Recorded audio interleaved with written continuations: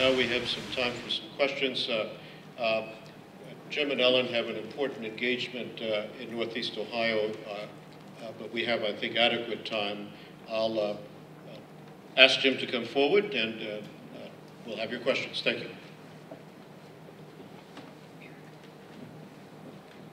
Jim, Eric Mansfield from WKYC. Welcome to Akron. Thank you. Can you talk about what you anticipate doing in the first few weeks, and what it will be like for you to not be coaching?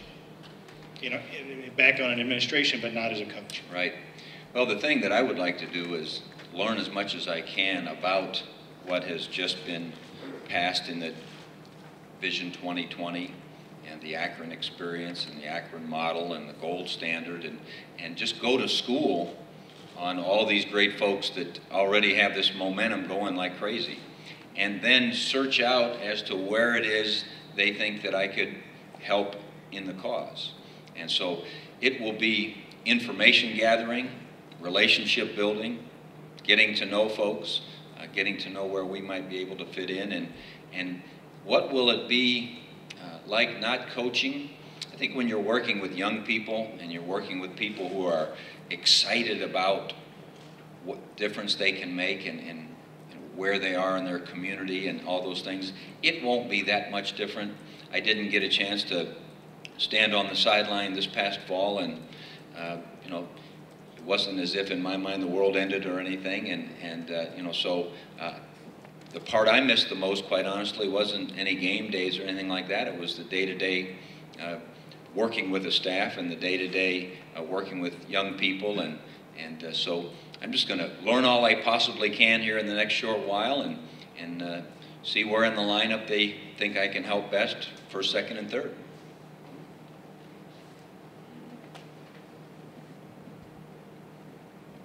And Coach, Kevin Landers, WBNS in Columbus. Yes, sir. Talk to me a little bit about how Jim Tressel is different now with the NCAA investigation behind you. How are you a different person, and what did you learn from that, and how do you plan on adapting what you've learned here to the University of Akron? Yeah, I think I had set a couple goals after my departure from Ohio State, that the first thing I was going to do was read 100 books. And I was going to become a little bit more well-read. And in some areas maybe that I hadn't taken the time to do it. And I read a lot of them in the area of education. In fact, Dr. Proenza sent me a couple. I read them in some other areas, things that may be impacting our area and our state and our country some in the future. It got interrupted a little bit because I got a call from Coach Caldwell at the Colts, and he said that he'd always wanted someone to do a little observation for him, and sometimes you're too close to the forest to see the trees, and he just wanted a different set of eyes. And so he's maybe one of the most remarkable men I've ever been around, so that kind of shortened my opportunity to read as much as I want. I'm only on number 30 right now. I'm not a fast reader, as Dean Barker will tell you. And but you know, I think the thing that shapes anyone the most is adversity, is change, is the chance to maybe be a little less distracted. Sometimes we get so busy, and we were talking with the student leaders this morning, they're the ones that everyone goes to them to do everything, because they're the people that do it. Every cause, every situation. And sometimes when you get so involved in so much, you get distracted, and you probably don't grow as much as you possibly could. So the opportunity to read, and Ellen wanted to get me out of the house a little bit, though, because she said, hey, you got to find a job. You know, you're killing me. How many times can you cut the grass? You know, but it was probably the first time in 37 years that I wasn't working 7 days a week and 18 hours a day, and that's fine. I'm rested up. I can go back to 7 days a week and 18 hours a day. Tim. Oh, well. Oh, I'm sorry. That's okay. Go ahead. Tim usually gets about 6 questions, so just take a mic over there to him. Tim and I are going to write a book someday, right? We still have that pact? Yeah, supposedly, after we have that lunch. Okay. Yeah, Jim, just, I owe him lunch. I just That wanted to was the ask you, shot there. we haven't gotten to talk to you much since whatever. How long did it take you to get over the sort of the embarrassment of the moment and stuff, and just talk about how you kind of refocused your life and stuff post the situation. Well, I think anytime adversity comes, you reach to what is you feel as if is your rock, and my faith happens to be my rock, and family, and friends, and thousands. He asked a little bit about what have I been learning and doing in the last 8 months or whatever. I was trying to return every letter that was written to me, and there's been thousands of them. I was going to do every email, but there was probably 10,000 of those, and I gave up the thought of that. But I think you have to really reflect on what's important to you, and God knows we're not all perfect.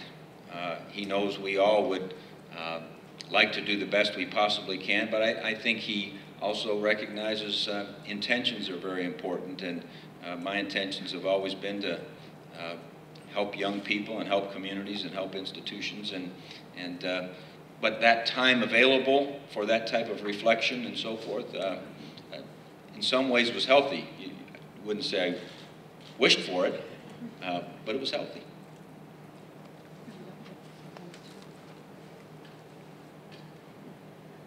Hi, Jim. Michelle Nix from WFMJ TV in Youngstown, and also Did we play that piece that we shot this summer? Yes, we did. Did we get a good rating?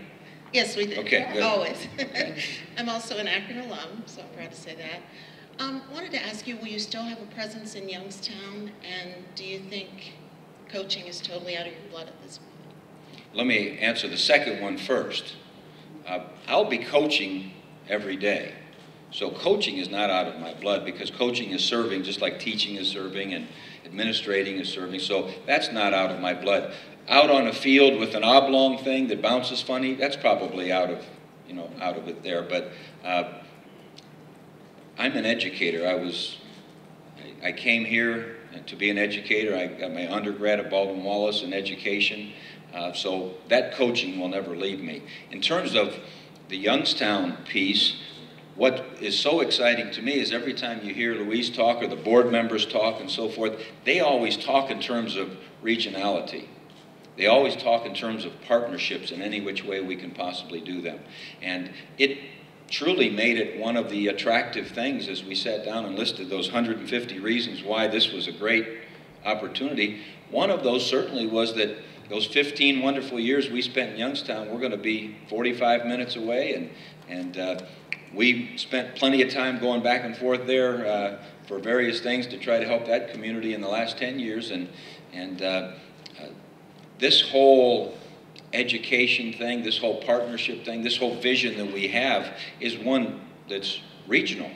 And there's no doubt about it that Dr. Puenza talks often about the relationship he had with Dr. Sweet, who just retired, and now Cynthia Anderson over at Youngstown State. And so we're a partnership type group, and I look forward to being able to help that. Coach Bob Jones from Channel 5 here in Cleveland. Hi, Bob. Thank you. What kind of long-term commitment do you think you can give to Akron, as in if the NFL comes calling and you have an opportunity to go back to being on the field? And would your decision to come to the University of Akron still be the same if you didn't have the 5-year show costs penalty? That's a lot of questions in one there. I thought he was only going to get the mic once. I don't really have any interest in coaching in the NFL. And so the commitment I've made to any place that I've gone was that I was going to work every day like I was going to be there forever. And quite honestly, every place I've ever coached, I would have been happy to have been there forever, because they're special places. And so my commitment to the University of Akron is I'm going to work as if this is the last place that I'll ever work. And Dr. Proenza knows, I was in discussion with him for the last few weeks, that my passion does not lie in going and coaching in the NFL.